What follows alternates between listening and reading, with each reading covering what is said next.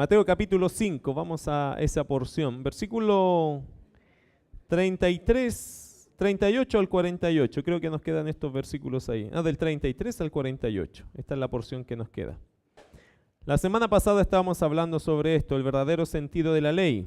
Cómo Jesús interpreta la ley es el sentido más puro de la interpretación de la ley. Jesús dice el verso 17, no penséis que he venido para abrogar la ley o los profetas, no he venido para abrogar, sino para cumplir. Así que Jesucristo, lejos de abrogarla, de limitarla, de cortarla, de cambiarla, Él vino a cumplirla. Y eso significa que Él está dando el sentido más puro a la interpretación de todas estas órdenes que se dijeron en Israel, pero que se interpretaron de forma equivocada. Y ahí usa la expresión en el verso 21, oísteis que fue dicho. Alguien te dijo esto, o ya les dijeron esto de esta forma, pero está mal enseñado. Y Jesús da el comentario propio de lo que es la interpretación más pura, el sentido más puro de los mandamientos y órdenes que Dios dijo en el Antiguo Testamento. Es decir, Jesús no vino a cambiar nada, vino a respaldar bien lo que es la palabra de Dios. Él no vino a abrogar, no vino a cambiar la ley, Él vino solo a dar el sentido correcto de la ley, el sentido más puro. Y hablamos la semana pasada de la ira, del adulterio, del divorcio, y hoy día vamos a abarcar lo que es los juramentos, el amor hacia los enemigos, la venganza, que son los tres temas que nos quedaron pendientes la semana pasada. Vamos al verso 33. El tema de los juramentos. Dice la Biblia en el verso 33, además habéis oído que fue dicho a los antiguos, no perjurarás, sino cumplirás al Señor tus juramentos. Pero yo os digo, no juréis en ninguna manera, ni por el cielo, porque es el trono de Dios, ni por la tierra, porque es el estrado de sus pies, ni por Jerusalén, porque es la ciudad del gran rey, ni por tu cabeza jurarás, porque no puedes hacer blanco o negro un solo cabello. Pero sea vuestro hablar sí, sí, no, no, porque lo que es más de esto, de mal procede. Vamos a orar un minuto. Señor, te damos muchas gracias por entrar a tu palabra. Te pedimos que nos guíes, Señor, que sea ella la que nos toque en nuestros corazones, que nos ministre, que el Espíritu Santo hable claramente a nuestras vidas. Te bendecimos por tu presencia en medio nuestro. Eso le da sentido a esta reunión. Y te adoramos a ti en el nombre de Jesús. Amén. El tema de los juramentos. Vaya a Santiago capítulo, sin perder acá Santiago 5:12. Voy a leerle otro pasaje hablando de los juramentos. Santiago 5:12 dice, pero sobre todo, hermanos míos, no juréis ni por el cielo, ni por la tierra, ni por ningún otro juramento, sino que vuestro sí sea sí, vuestro no sea no, para que no caigáis en castigo, condenación. Los juramentos. La Biblia, hermano, habla de no jurar o de no jurarás falsamente. Eso es lo que está diciendo en el verso 38. Oíste, o sea, el verso 33. Además habéis oído que fue dicho, no perjurarás. Y la idea, hermano, acá es de no jurarás falsamente. Vamos a tener que ir al Antiguo Testamento para rescatar ese principio. Vamos a Levítico, un libro que nos ha tocado esta semana verlo. El miércoles también hablamos de él. Levítico es uno de los libros menos estudiados de la Biblia y tiene mucha buena información para nosotros. Levítico 19, versículo 12. Génesis, Éxodo, Levítico, tercer libro del Antiguo Testamento, parte del Pentateuco. Levítico 19, 12. ¿Lo tiene? Si no, escúchelo. Dice, y no juraréis falsamente por mi nombre, profanando así el nombre de tu Dios, yo, Jehová. Mateo capítulo 5, versículo 33 dice, no perjurarás, no jurarás falsamente. Obviamente, hermano, este pasaje no es... antes de decirles algo, quiero ir a Eclesiastés con ustedes, capítulo 5. Eclesiastés, capítulo 5. Le estoy mencionando puros libros raros hoy día, ¿cierto? Salmos, Proverbios, Eclesiastés, capítulo 5. Versículo 1 en adelante, hablando del juramento falso. Es interesante que la Biblia, hermano, sentencia mucho esa práctica. Es malo jurar falsamente a las personas y es malo jurar falsamente delante de Dios. Es decir, andar haciendo promesas a Dios que son falsas, que no las vamos a cumplir. Eclesiastés capítulo 5, versículo 1 en adelante. Cuando fueres a la casa de Dios, guarda tu pie y acércate más para oír que para ofrecer el sacrificio de los necios, porque no saben que hacen mal. No te des prisa con tu boca, ni tu corazón se apresura a proferir palabra delante de Dios, porque Dios está en el cielo y tú sobre la tierra. Por tanto, sean pocas tus palabras, porque de la mucha ocupación viene el sueño y de la multitud de las palabras la voz del necio. Cuando a Dios haces promesas, no tardes en cumplirla, porque Él no se complace en los insensatos. Cumple lo que prometes. Mejor es que no prometas y no que prometas y no cumplas. No dejes que tu boca te haga pecar, ni digas delante del ángel que fue ignorancia. ¿Por qué harás que Dios se enoje a causa de tu voz y que destruya la obra de tus manos? Donde abundan los sueños, también abundan las vanidades y las muchas palabras, mas tú teme a Dios. ¿Qué dice el verso 4? Cuando a Dios haces promesa, no tardes en cumplirla. No jurarás falsamente. El versículo de Mateo 5, sin embargo, no está prohibiendo, hermano, o condenando universalmente la práctica de juramentar en todas las circunstancias. No está diciendo que uno nunca debe juramentar o nunca estar bajo juramento. De hecho, Jesús mismo en Mateo capítulo 26, si va allá conmigo, habló bajo juramento. En Mateo capítulo 26, versículos 63 y 64, dice lo siguiente. Le leo del 62. Y levantándose el sumo sacerdote le dijo: ¿no respondes nada? ¿Qué testifican estos contra ti? Mas Jesús callaba. Entonces el sumo sacerdote le dijo: te conjuro por el Dios viviente que nos digas si eres tú el Cristo, el Hijo de Dios. Jesús le dijo: tú lo has dicho. Y además os digo que desde ahora veréis al Hijo del Hombre sentado a la diestra del poder de Dios y viniendo en las nubes del cielo. El Señor juramentó. El Señor habló en este estilo de juramento. Entonces el Señor aquí no está diciendo que uno no puede juramentar. No está diciendo que uno no puede jurar algo. El problema acá es que la cultura de Israel, en el tiempo que se dijo estas palabras, los judíos usaban el juramento con fines engañosos. Lo usaban para convencer, para estafar a las personas y aplicaban un cierto tipo de juramento. ¿Cuáles eran los juramentos que usaban ellos? Versículo 34, versículo 35, versículo 36. ¿Con qué juraban ellos? Una cosa que ellos no hacían era jurar en nombre de Dios. ¿Por qué? Porque sabían que eso era malo. Pero sí juraban usando otras cosas. Por ejemplo, versículo 34, usaban el cielo. El versículo 35, usaban la tierra. Versículo 35, usaban Jerusalén. Y el verso 36, usaban incluso su propia cabeza. Te lo juro por el cielo. Te lo juro por la tierra. Te lo juro por Jerusalén, que era su ciudad amada. Y por último, te lo juro por mi cabeza. Es decir, ellos hacían tratos, hacían pactos, hacían reuniones, hacían acuerdos. Y los judíos usaban estos elementos para darle credibilidad a algo que al fin iban a engañar igual, pero era para convencer al otro con fines engañosos. Jesús, ¿qué dijo? Ese era el tema de los juramentos, eso era lo que ellos practicaban y como que lo permitían entre ellos hacer este tipo de juramentos. ¿Qué es lo que piensa Jesús? Jesús pensó, en el verso 34 al 36, ¿qué pensó Jesús? Que no debemos usar los juramentos para fines viles o conveniencia personal. No juréis, dijo Jesús, en ninguna manera de estas. No usen las palabras yo te lo juro, yo me comprometo, oye por mi cabeza, oye por mis hijos, oye por el cielo, oye por la tierra. No hagan eso. No lo hagan. No traten de convencer a las personas poniendo un supuesto juramento por delante. Jesús dijo que jurar usando estos elementos aún estaba mal. ¿Por qué? Porque lo que nombraban era parte igual de la creación de Dios. El cielo, ¿quién lo creó? Dios. La tierra, Dios. Aún tu propia cabeza no te pertenece, porque es Dios que te da la vida.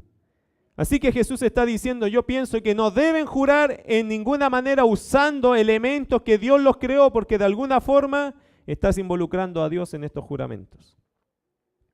Ahora, ¿qué es lo que debemos hacer nosotros? Porque jurar, tenemos que tener mucho cuidado. El juramento tiene que tener una validez, una razón, un sentido, y todo tiene que ser correcto. Yo no puedo engañar a las personas, ¿sabía usted? Pero hay gente que a veces dice, no, yo te lo juro por mi mamá. No ponga la mamá en sus palabras, ¿ya? Oye, yo te lo juro por Dios. Tenga cuidado con usar el nombre de Dios en vano. Es decir, hay que tener mucho cuidado con nuestras palabras por querer ganar un poco de puntaje delante de las personas, de credibilidad. No se usan, queridos hermanos, según el Señor. No debemos usar el juramento para fines viles o conveniencia personal. Entonces, ¿qué debemos hacer? Versos 37. Pero sea vuestro hablar sí, sí, no, no. Porque lo que es más de esto, de mal procede. Es interesante este versículo, ¿sabe por qué? Porque Jesús exhortó que nuestro hablar sea como si estuviésemos bajo juramento para decir la verdad. ¿Alguna vez ha estado delante de un juicio? No lo sé si usted ha estado. A mí me ha tocado de vez en cuando hacer algo así, muy rara vez, pero es como cuando le pasan la Biblia en un juicio. Se compromete a decir la verdad, solamente la verdad, y nada más que la verdad. ¿Y qué tiene que decir uno? No, sí, claro, prometo. Y aquí la expresión de Jesús es eso. Que tú entiendas que cuando a ti te están preguntando, te están pidiendo comprometerte o te están pidiendo algún tipo de respuesta, tú sí, sí. Y si es no, no. Pero con la condición de que tu respuesta sea condicionado, hermano, a esto, al asunto de ser como un juramento. No es liviano entonces decirle sí a cualquiera. Sí, sí, no, no, no. No, si Dios o si alguien está pidiendo respuestas concretas de ti, y si tú estás haciendo algún tipo de promesa para alguien, tú sí, sea así, como si fuera delante de la ley. Y si es no, como si fuera delante de la ley. ¿Por qué? Bueno, porque nosotros los creyentes siempre debemos hablar con la verdad delante de los demás. Mire lo que dice Efesios capítulo 4. Efesios, el capítulo 4. Es interesante que todos estos pasajes después en el tiempo se van explicando y ampliando los conceptos de no mentir, de hablar siempre la verdad, de juramentar correctamente. Efesios capítulo 4, versículo 22 al 25. En cuanto a la pasada manera de vivir, despojaos del viejo hombre, que está viciado conforme a los deseos engañosos, y renovaos en el espíritu de vuestra mente, y vestíos del nuevo hombre creado según Dios, en la justicia y santidad de la verdad, por lo cual, desechando la mentira, ¿qué dice? Hablad verdad cada uno con su prójimo, porque somos miembros los unos de los otros. Tú sí sea sí, tú no sea no. Porque, ¿qué dice el versículo? Porque lo que es más de esto, de mal procede. Así que nos debemos acostumbrar nosotros, hermano, a tratar todas las cosas según la verdad. Y ahí que nosotros podemos con confianza preguntar, hermano, ¿tú puedes venir el domingo? ¿Y tú qué debes decir? Bueno, depende. Si usted puede, ¿qué dice? Sí, pastor. ¿Y qué va a hacer el domingo? No voy a ir. Es que me salió tal cosa. Estamos acostumbrados nosotros a una ambigüedad terrible, ¿cierto? Dijimos al hermano, ¿nos juntamos mañana a las 8? Sí, a las 8, pastor, aquí estamos a las 8. ¿Y a qué hora llega? Bueno, a veces no llega. Es que me pasó tal cosa. Tenemos que acostumbrarnos, queridos hermanos, a no mentirle a nadie. Tratar de hacerlo así.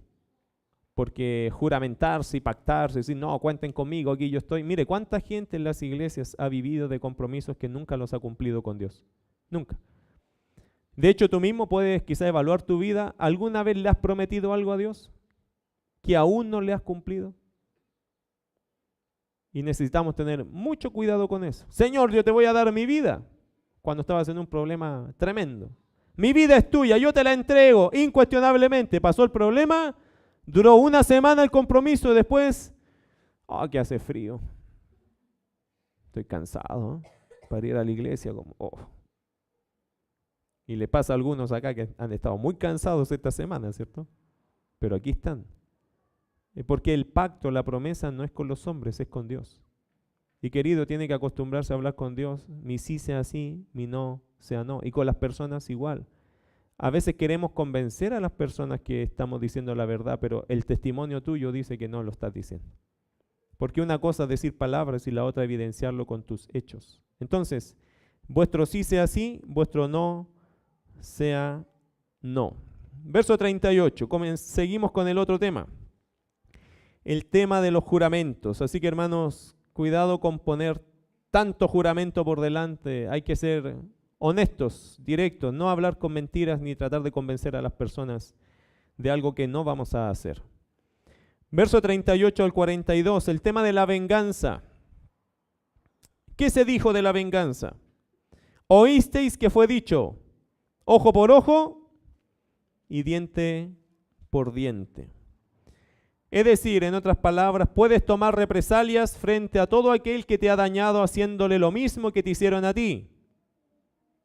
La ley, entre paréntesis, hermanos, no buscaba venganza, sino limitar el castigo a lo que fuera justo. Su intención, la intención de la ley, era asegurar que el castigo en los casos civiles fuera de acuerdo según el crimen.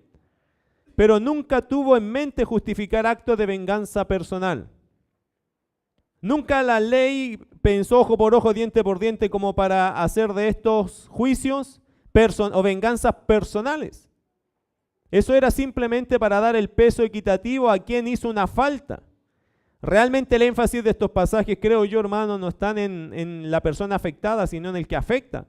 Que tome bien en consideración lo que te va a tocar si afectas a alguien. Pero no creo que está apoyando tanto al que fue afectado para que se vengue, para vengarse de la otra persona. Creo que el peso de esto es para decir que tú no lo hagas.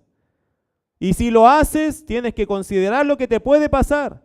Pero no está abriendo la puerta para que si a mí me hicieron algo, yo pueda vengarme de la persona. ¿Lo entiende bien o no? Creo que el peso de este mandato no está en el afectado, sino en el que afecta. Te puede llegar a pasar hasta esto. Por eso no lo hagan nunca. Pero si me pasó a mí ser afectado, no tengo yo la libertad para vengarme de las personas. Creo que el énfasis no está en mí, en el afectado, sino en el que afecta. Ten cuidado de hacer todas esas cosas. El verdadero significado de la ley era no buscar la venganza con tus propias manos. La ley hará su trabajo en dar lo justo a cada uno. Tenemos un hermano acá que está trabajando en la ley, ¿cierto? Le ha tocado harto trabajo estos días, pendiente de muchos casos criminales y todo eso. Hermano, la ley está tratando de hacer su trabajo. Si no, pregúntenle a mi hermano cómo está de cansado, tratando de poner al día los casos legales. Porque, hermano, hay muchas cosas que pasan en Chile, muchos crímenes y cosas, y bueno, la ley está trabajando. Pero esa es la parte que a mí no me toca, eso le toca a la ley. ¿Qué me toca a mí? Bueno, lo que a mí me toca es tener mucho cuidado con mi corazón para no querer vengarme personalmente. Versículo 38, ¿viste que fue dicho ojo por ojo y diente por diente? Eso fue lo que se enseñó. Y se enseñó con el fin de tomar represalias o de vengarse de las personas si te hacen algo malo. ¿Qué es lo que piensa Jesús de eso? Pero yo os digo, ¿qué dijo Jesús? A diferencia de esto de que te abre la puerta de la venganza, ¿qué dijo Jesús? Pero yo os digo, no resistáis al que es malo. En otras palabras, no busques venganza. Jesús abogó por una completa renuncia a nuestros derechos personales, incluso, hermano. Mire lo que dicen los versículos aquí. Versículo 39. Pero yo os digo, y quiero que se ponga en este caso, no resistáis al que es malo, no venganza, no a la venganza. Antes, A cualquiera que te hiera en la mejilla derecha, ¿qué dice la Biblia? Vuélvele también la otra. Y al que quiera ponerte a pleito y quitarte la túnica, ¿qué dice? Déjale también la capa. Y a cualquiera que te obligue a llevar carga por 1 milla, ve con él 2. Al que te pida, dale. Y al que quiera tomar de ti prestado, no se lo rehuses. ¿Qué le parecen esos versículos? ¿Le gustan? ¿Puede decir amén a la verdad de Dios? Qué interesantes los versículos. Entre paréntesis, cuando dice al que te pida, este no es el que te anda pidiendo en la calle, sino es el que te pide de exigencia. Dámelo. Ese que te quiere asaltar. Porque está hablando de los malos, ¿cierto? El versículo 39 dice, no resistáis al que es malo. Por lo tanto, estos pasajes están indicando a gente mala. No ese hombre que anda en la calle, me da 100 pesitos, me da 200 pesos, me da 2 lucas y media, me da 4.000. Porque hoy día piden con cifras, ¿cierto? Depende de la necesidad de la persona. Usted tiene que ser consciente. Sabrá usted el esfuerzo que hay de levantarse temprano a pedir plata. Pero no está hablando de ese tipo de persona, está hablando del que es malo.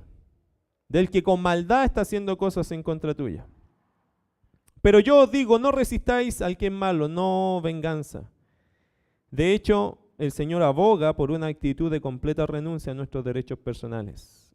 A cualquiera que te hiera en la mejilla derecha, vuélvele también la otra. Habla de un poco de la dignidad. Al que quiera ponerte a pleito y quitarte la túnica, déjale también la capa, es decir, llévatelo, no hay problema. Entre paréntesis, no quiero que entienda esto como, oye, me estás robando la cartera o me estás robando la billetera, llévate también otra cosa, a ver qué te puedo dar. Llévate esto. No creo que tiene que ver con ofrecerle más al que ya te está quitando, sino con no vengarse. ¿Entiende eso? Porque si lo tomamos literal, me pegó en una mejilla, voy a hacerlo bíblico. Por favor, pégame en la otra. No, sí, pégame en la otra, que tiene que ser bíblico. No, este asunto de poner la otra mejilla, de dejar que lleve la capa, de caminar 2 millas, es interesante que en Israel los romanos obligaban a los judíos, como eran el imperio predominante, le decían al judío, llévame esto. Y te obligaban, usted iba para su trabajo, iba haciendo sus cosas, pero si usted era judío y él era romano y venía en su caballo, le decía, te tiraba una bolsa, llévame eso.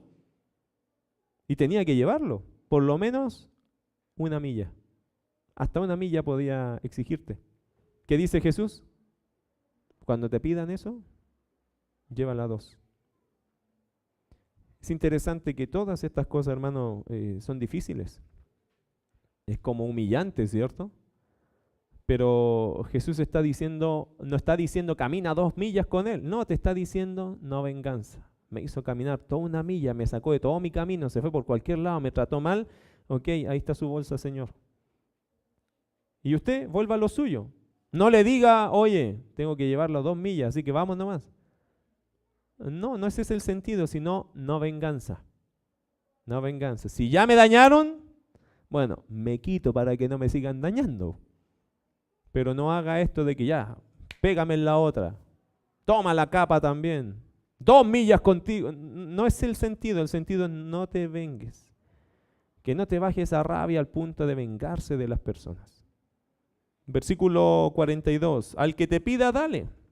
Y al que quiere tomar de ti prestado, no se lo rehuses, no venganza.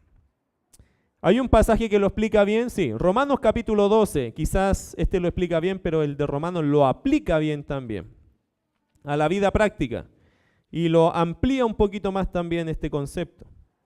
Romanos capítulo 12, versículo 17 al 21. Entre paréntesis, hermano, le hago una pregunta. ¿Usted tiene en su corazón ganas de vengarse de alguna persona? No me diga sí o no, pero ¿hay venganza en su corazón? No, yo cuando pienso en tal persona, así como, no le deseo mal, pero ojalá. ¿Hay alguien así en su mente? ¿Hay alguien así en tu corazón metido allá adentro? En lo más profundo que usted dice, no, ni quiero hablar de ese tema. ¿Hay algo ahí que te empieza a amargar la vida? ¿Alguien que te ha hecho mal al punto de amargarte? Si hay alguien así, la Biblia dice que se estableció en tu corazón algo que se llama una raíz de amargura. Mire qué curioso. En mi casa, varios conocen mi casa, ¿cierto? En mi casa hay un portón para entrar el auto que cae justito ahí en el antejardín. Y empecé a tener problemas con el portón, no por el portón, sino porque el suelo se levantó. Y yo dije, o la casa se está hundiendo, o el suelo está... Y se levantó una pestaña de medio metro y de largo 3 metros, pero un trozo de 1 metro más o menos se levantó y no me dejaba cerrar bien el portón, tenía que forzarlo para encajarlo. Cansado de eso, después de no sé cuánto tiempo, decidí en la semana solucionar el problema. Agarré un par de cosas, levanté ese pedazo de cemento ya de la cerámica, ¿cierto? No sé cómo se llama esta cosa ya. La levanté para ver cómo lo solucionaba. ¿Y sabe lo que encontré abajo? 2 raíces de un pino gigante que está fuera de mi casa. Había traspasado y habían 2 raíces. ¿Qué tuve que hacer? Y ahí interesante, hermano, lo que hacen las raíces. Tarde o temprano se notan porque causan un daño. No sé si le ha pasado a usted cerca de su casa con un árbol, pero usted va a notar que empiezan a levantar. Tarde o temprano las raíces se notan por lo que hacen y por lo que provocan. Por ejemplo, si hay 2 hermanos aquí peleados y estamos en un grupo de jóvenes, por decirlo así, y uno dice, no tengo nada contra él, pero no se va a sentar junto a él. No tengo nada, pero no me siento al lado de él. Pregunta, ¿no tiene nada? No, sí tiene algo. Tiene amargura. El problema de las raíces de amargura es que duele sacarlas, cuesta sacarlas. Porque uno se justifica en lo que justamente le hicieron a uno. Y como me hicieron algo malo, yo no quiero volver a pasar eso, por lo tanto ni me acerco ni le hablo más a las personas. Y tomo una actitud muy dura con respecto a la falta de perdón o de simplemente no vengarme. A lo mejor me alejo y está bien, lo más sano es alejarse, ¿cierto? Pero una vez que te alejaste, si te quedaste, alcanzaste a amargarte con la persona, te hiciste preso de un sentimiento terrible que te puede enfermar. Porque la amargura enferma a las personas, la enferma. Lea Santiago y Santiago dice que a veces las circunstancias te enferman, las personas te llegan a enfermar porque hay un comportamiento que llega a ser tan dañino para uno que te llegan a amargar la vida. Y cuando tú ya te amargaste la vida con una persona, te puedes empezar a enfermar de eso. La tienes todos los días metida aquí esa persona. Piensas todos los días en ella. Y te afecta, te afecta, te afecta. ¿Cómo solucionamos eso? Porque aquí deben haber varios, ¿cierto? Que en su mente tienen a alguien ahí. Oh, cada vez que pienso en esta persona por eso no quiero pensar en ella. Querido hermano, como dicen por ahí un buen consejo práctico, dicen que nadie puede odiar mucho o por mucho tiempo a una persona por la cual estás orando. ¿Lo escuchó? Nunca se puede mantener el odio por mucho tiempo con una persona por la cual tú estás orando. Si viene esa persona a tu mente y tú estás amargado o amargada, ora por esa persona. Ora. Tú me vas a decir, pero ¿cómo puedo orar por esa persona? No ore que le caiga fuego, por cierto. No es la idea es bendecir y no, la idea es, Señor, tenga misericordia.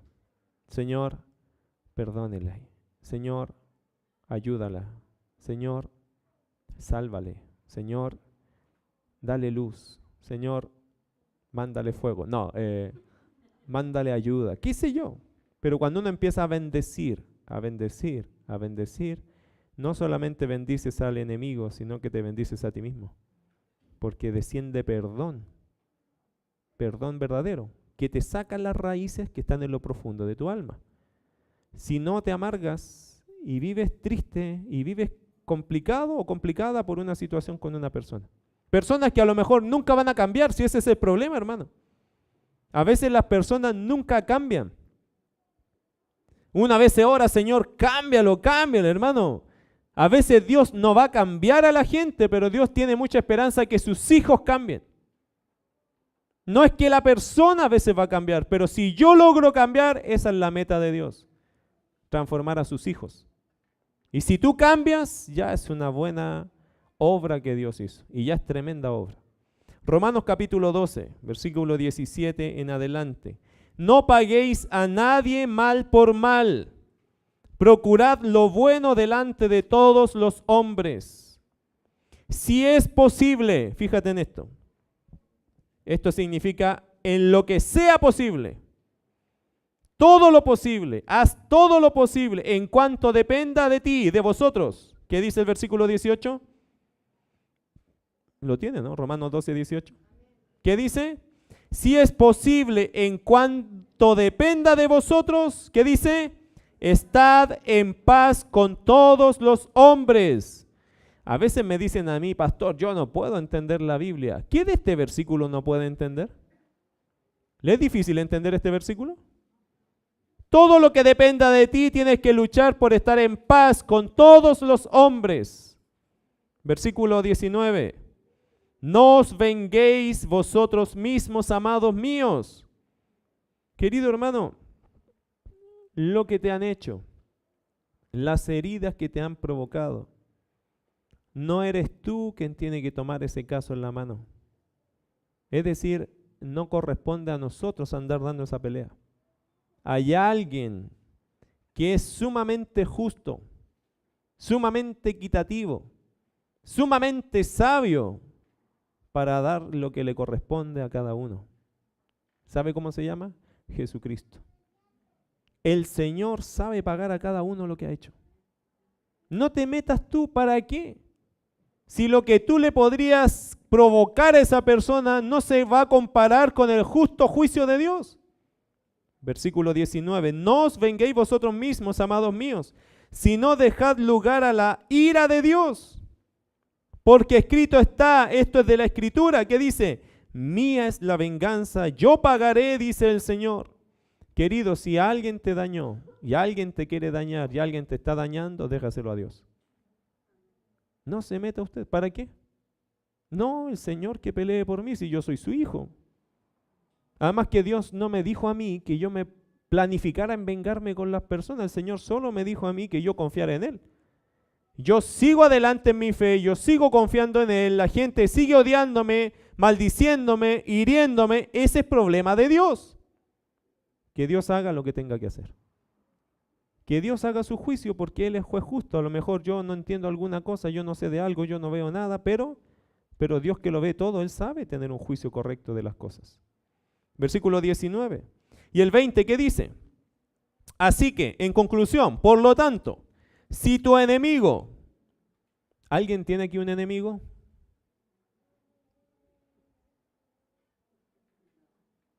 Ya. Así que, el silencio otorga, ¿qué?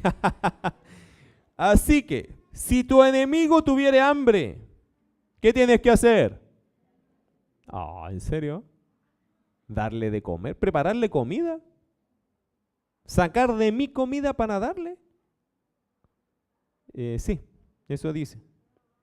Si tuvieres sed, ¿qué tienes que hacer? Dale de beber. No con la manguera puesta en la boca, ¿ok? No. Con servicio. Pues haciendo esto, ascuas de fuego amontonarás sobre su cabeza. Fíjense que esta expresión yo creo que la han malinterpretado muchas veces. Muchas veces, y hay una traducción, creo que la nueva versión internacional, New Version International, creo que traduce esa frase como porque dice, ascuas de fuego amontonarás sobre su cabeza, creo que la traduce así para que se avergüence de su conducta. Como que se ponga rojo por lo bueno que tú has hecho en contra de él. Y esa es una muy mala traducción, a mi opinión. Ascuas de fuego, hermano, en la Biblia se usaba, ascuas de fuego era como una fuente que usted le ponía en la cabeza a una persona que le daba como la combustión, el combustible, el abrigo para que llevara a su casa. Es como cuando uno no tiene gas y alguien te presta gas y tú puedes cocinar y calentar tu casa. En tiempos de invierno se usa mucho, ¿cierto? Ascuas de fuego sería pasarle a una persona, cuando yo le doy pan, cuando yo le doy agua, es como bendecirlo. Bendecirlo para que tenga para el sostenimiento del día. Que se lleve las ascuas de fuego, con eso puede cocinar y puede calentar su hogar, que sea una bendición. No que sea, que se avergüence, lo voy a tratar tan bien, cosa que se sienta mal. ¿Cómo se llama eso? Venganza, ¿o no? ¿Y qué dice el texto en el verso 19? No os venguéis. Algunos dicen, ahí viene mi enemigo y viene humillado. Aquí me las paga. ¿Cuánto necesitas? 50,000. Toma, te presto 60. Para que veas que soy bueno. Y el otro se va cholado, todo colorado, tiritando de rabia.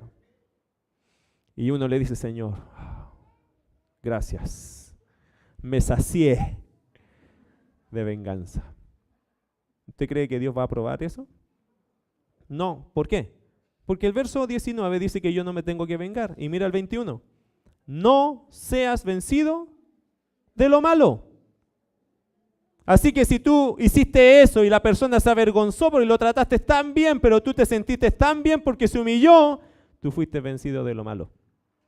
Y la Biblia dice, no seas vencido de lo malo, sino vence con el bien el mal.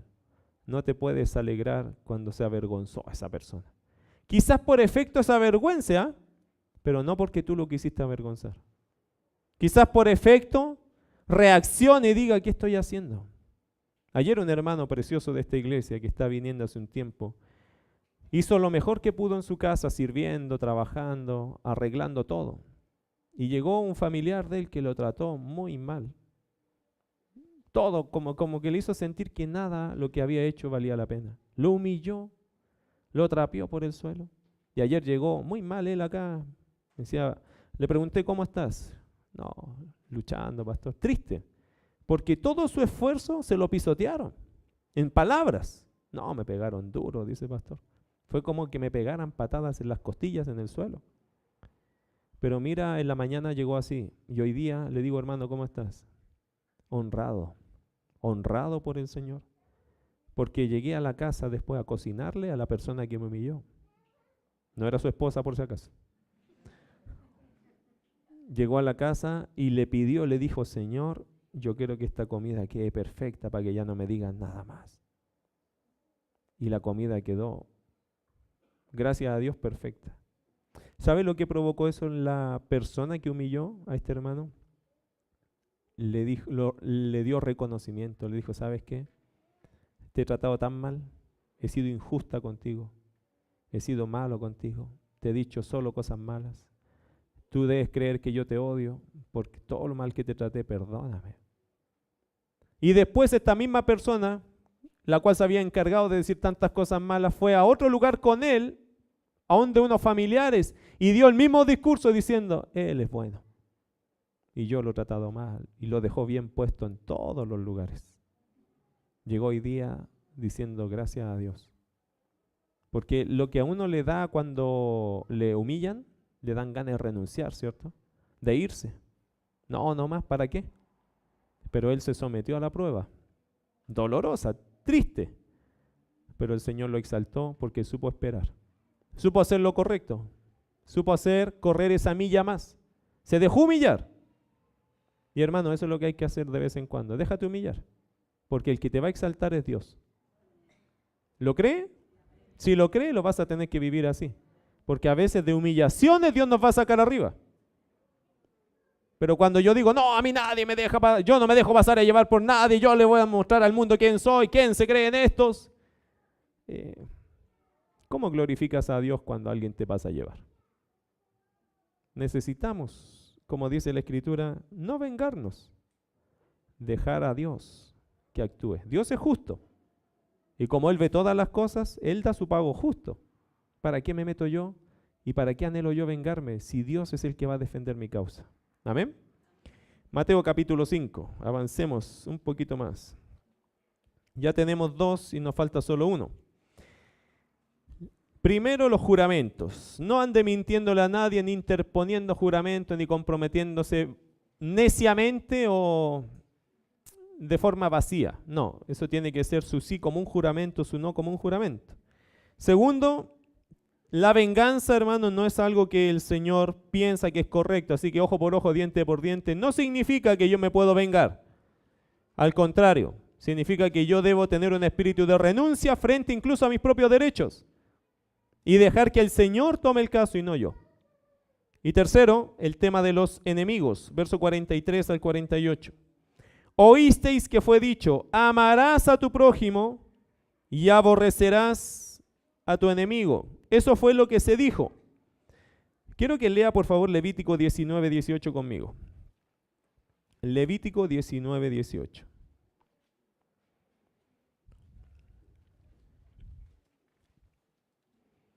Mire cómo refuerza la escritura, la misma escritura.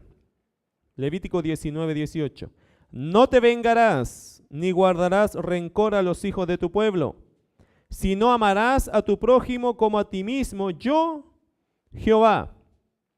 En el Antiguo Testamento lo que se enseñó es amar al prójimo, no odiarlo. Aquí el versículo dice que a ellos les terminaron enseñando, amarás a tu prójimo y aborrecerás a tu enemigo. Esta cuestión de aborrecer al enemigo fue una conclusión que sacaron del texto, ni siquiera está escrito así. Simplemente está escrito, amarás a tu prójimo, y ellos consideraron al prójimo como tu amigo. Y el que no es mi amigo, lo aborrezco. Eso es lo que dice ese texto. Así se los enseñaron mal. ¿Qué dijo Jesús? ¿Cómo era el texto real? Versículo 44, pero yo os digo, amad a vuestros enemigos.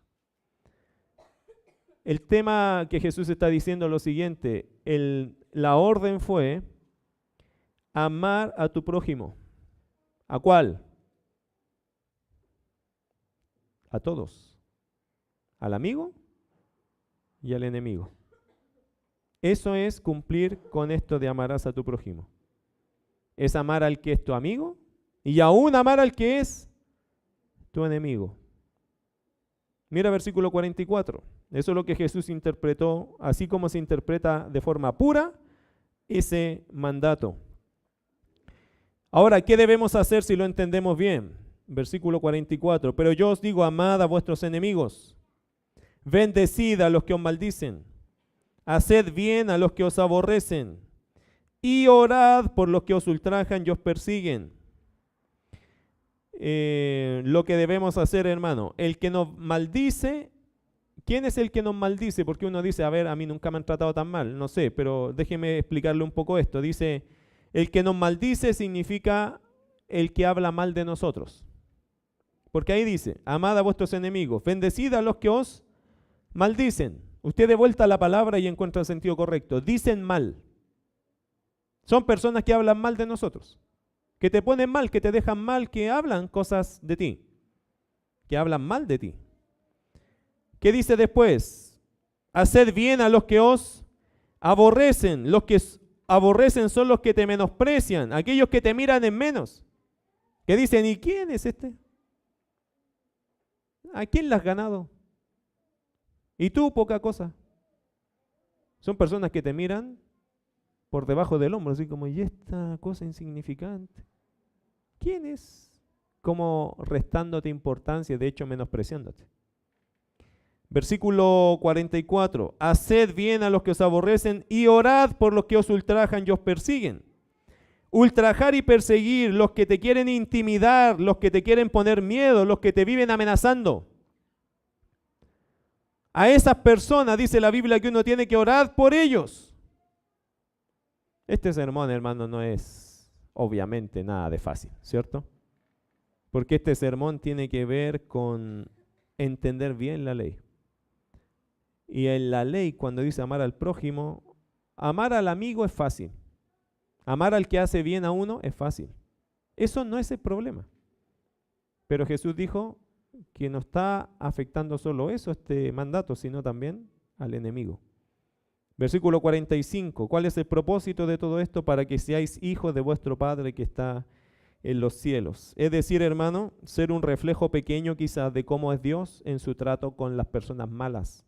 Mire verso 45, que hace salir su sol sobre malos y buenos. ¿Se da cuenta que la lluvia y el sol ¿Caen a los buenos y a los malos? Porque Dios es perfecto en sus obras. Porque Dios cuando trae el sol, no lo trae solo a sus hijos, lo trae a todo el mundo. Todos pueden recibir el aire, el sol, la lluvia, todos, porque Dios es perfecto. Dios no hace diferencia. Le llaman a esto algunos teólogos una gracia común, que Dios le da a todo el mundo para que todos disfruten de sí. Y dice la Biblia aquí, para que seáis hijos de vuestro Padre que está en los cielos, que hace salir su sol sobre malos y buenos, y que hace llover sobre justos e injustos. Dios es así. Por eso a veces uno se pregunta, Señor, ¿por qué prosperas al que es malo, que es sinvergüenza, ladrón? ¿Por qué Dios es así? Porque aún haciendo el mal, Dios les trae el sol igual. Igual entra el sol por su ventana. Dios es así, Dios es perfecto. Un día Dios, hermano, arreglará todas las cuentas, pero en esta gracia común, Dios, toda la gente disfruta de Dios. Aún el que no cree en Dios, aún el que maldice a Dios, disfruta de las cosas de Dios. Verso 46. Y este es el asunto, hermano. Vivir como Dios es, realmente marca una gran diferencia tanto en nuestra vida como en nuestra sociedad.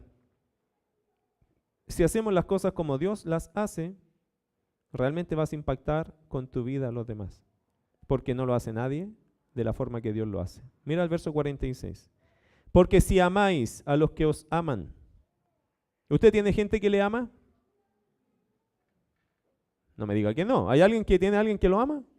Que sea un perrito en la casa, el gato. ¿Sí? ¿Tienes gente que te ama? ¿Te gusta amar a esas personas? A mí me encanta. Cuando mi esposa me ama, me encanta amarla. Cuando mis hijos me aman, me encanta amarlos. Y como yo los amo, me es fácil amarlos. A mí no me cuesta amar a los que amo. Bueno, a usted tampoco. Usted tiene gente que ama y usted les da lo mejor, los cuida, los apapacha, los funde, los premia y a veces no se merecen nada, pero les doy igual porque los amo. No me cuesta, a usted tampoco le cuesta amar a quien usted ama y a quien te ama a ti. El problema está en lo otro. Porque si amáis a los que os aman, pregunta, ¿qué recompensa tendréis? ¿No hacen también lo mismo los publicanos? Es decir, los que son los más paganos de la tierra, ¿no hacen lo mismo con su gente que aman? Los publicanos aquí en la Biblia, hermanos, son descritos como la peor calaña de gente. Si las personas de la peor calaña hacen lo mismo que tú, también aman a los que le aman. Y son gente que no tiene, que hablan todos mal de ellos, pero hacen lo mismo que tú. ¿Cuál es la diferencia entre tú y ese? Ninguna, porque hacemos lo mismo. Oye, hermano, hay gente en este mundo que ama profundamente a los que le aman. Y a veces son más amorosos que nosotros con su propia gente.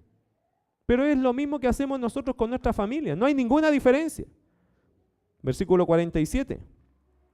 Y si saludáis a vuestros hermanos solamente, ¿qué hacéis de más? ¿No hacen también así los gentiles, los que no conocen a Dios, hacen lo mismo? Es decir, no hacemos nada distinto, hermanos, si amamos al que me ama. Si saludamos al que me saluda. No hay ninguna diferencia en eso, no impactamos a nadie. Es lo obvio. Pero si amamos al enemigo y si saludamos al que nos aborrece, marcamos una diferencia. Solo ahí.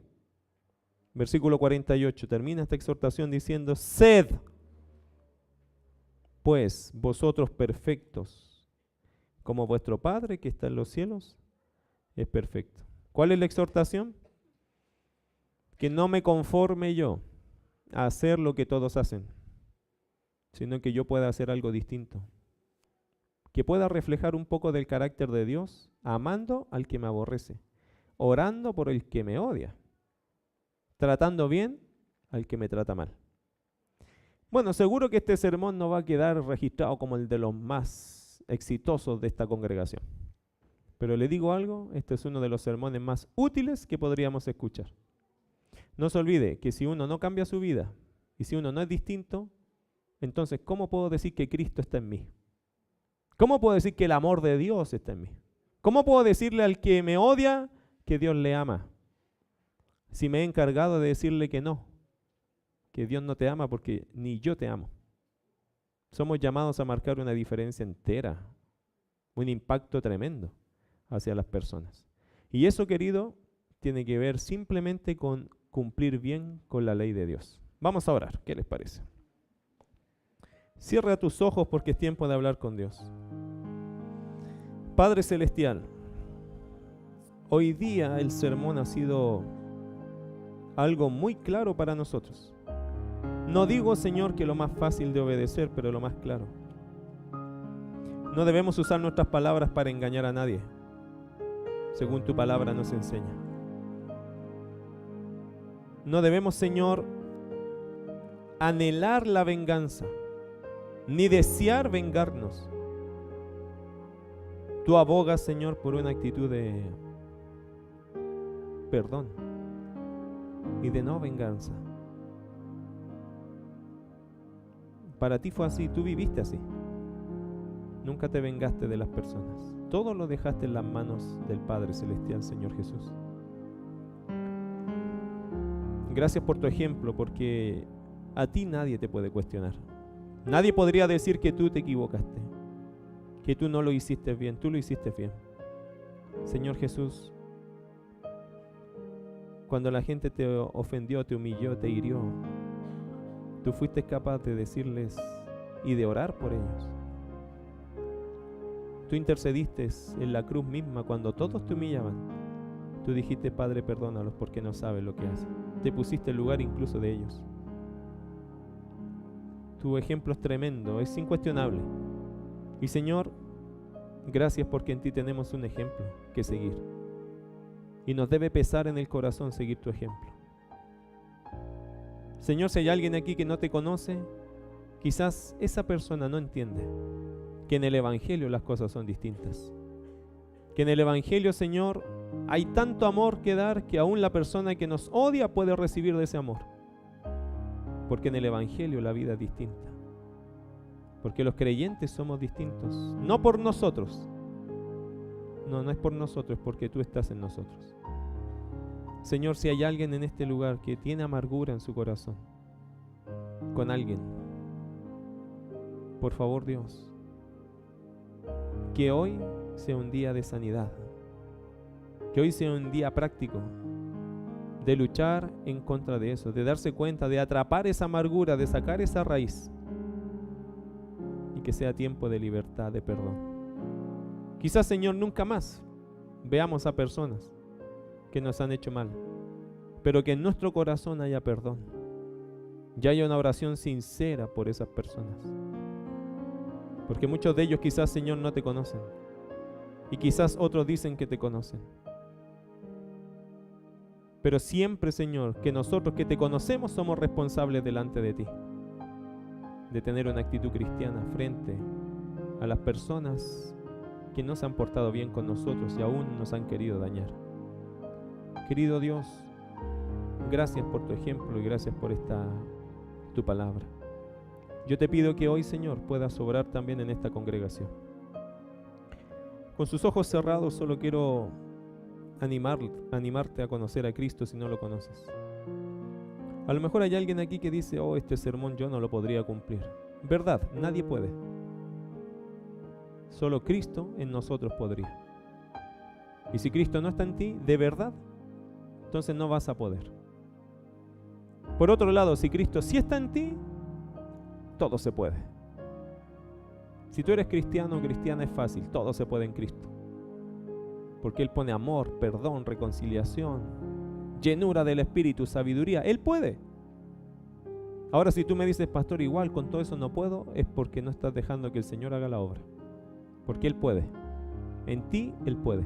Él puede darte perdón, Él puede darte amor, Él puede darte todas las herramientas necesarias para que triunfes en la amargura. Dios no nos ha llamado a tener raíz de amargura, nos ha llamado a ser libres, a disfrutar nuestra fe, a disfrutar nuestra vida cristiana. Si hay alguien que en tu mente se te viene y te amarga, ¿por qué no le pides a Dios que te dé el perdón por esa persona? Dile, Señor, yo te pido, yo te ruego que me ayudes a perdonar. como tú me perdonaste a mí,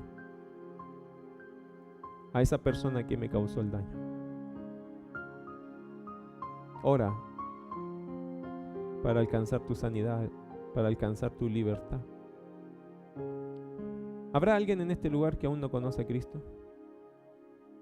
Si aún no lo conoces y quieres conocerlo, te animo a orar conmigo de esta forma. Repite en tu corazón: Señor, yo me quiero entregar a ti. Creo en ti. Tengo problemas en mi alma, en mi corazón. Pero también creo que tú eres mi solución. Señor Jesús, entra a mi vida. Por favor, cámbiame. Haz de mí una nueva criatura. Yo creo que solo tú eres el Señor y el Salvador. Me entrego a ti y pido que en esa gracia yo pueda seguirte, crecer y dar testimonio con mi vida que hay un Dios verdadero en mi corazón. ¿Hay alguien en este lugar que oró de esta forma? ¿Puedes levantar tu mano y bajarla? Quiero darle gracias a Dios solo por si hay alguien así y saber de ti. Amén. Baja tu mano. ¿Hay alguien más? Amén. Qué bueno. Baje su mano. ¿Hay alguien más que oró de esa forma, buscando al Señor? Me alegro. Gloria a Dios. Qué bueno. Bueno, estamos felices de que el Señor esté haciendo obra en su corazón, en tu corazón. Dios está trabajando. Querido hermano, solo quiero terminar diciendo que el enemigo siempre quiere amargar nuestras vidas. No nos quiere permitir que disfrutemos esta salvación tan grande que tenemos. Decide hoy no darle campo al diablo. Perdona y busca el perdón. Si tienes a la persona aquí mismo, pídele perdón, busca el perdón. No justifiques tus acciones, sino busca el perdón. Y te vas a dar cuenta que Dios te va a dar libertad y gozo. Las cadenas y las ataduras se rompen y tú puedes volver a sonreír a la vida. Puedes volver a ser feliz. Puedes volver a gozarte en el Señor y Dios te vuelve a hablar. Dios vuelve a restaurar todas las cosas cuando hay perdón genuino, verdadero. Si no lo haces así, vas a seguir en una sombra de tristeza y de amargura. Y eso va a seguir trayendo amargura a ti y a los demás. ¿Por qué no te liberas? Para que sane tu alma.